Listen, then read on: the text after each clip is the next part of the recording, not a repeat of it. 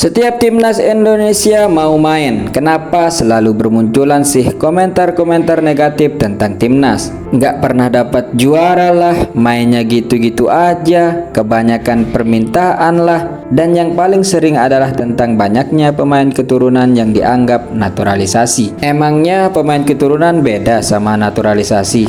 Jelas beda lah, tapi sebelum kita jelaskan perbedaannya, kita bahas dulu pendapat salah satu pemain sepak bola kita yang baru promosi ke Liga 1 tentang timnas. Dia adalah gelandang PSBS Biak, Muhammad Tahir. Baru-baru ini dia mengatakan, sekarang terlalu banyak naturalisasi. Bukannya nggak sehat, tapi kasihan kepada pemain lokal. Kita adakan kompetisi dalam negeri, gunanya apa? Kita cuma kalah karena mereka main di luar negeri. Kita di dalam negeri. Kalah itu aja. Kualitas kita 11-12 dengan mereka, nggak kalah jauh. Bahkan lebih lanjut, Tahir juga ingin PSSI mengadakan uji coba pemain lokal versus naturalisasi.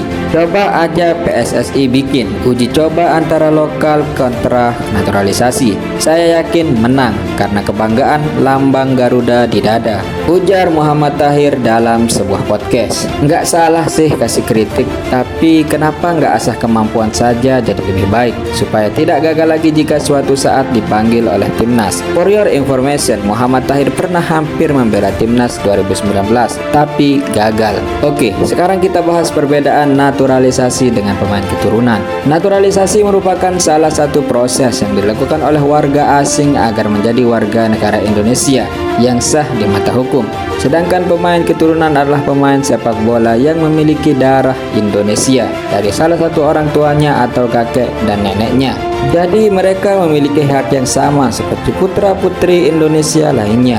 Toh Sintayong juga tidak serta-merta memanggil pemain yang dinaturalisasi. Jika memang kualitasnya belum mumpuni atau belum pernah dilihat bermain, pasti tidak akan dipanggil.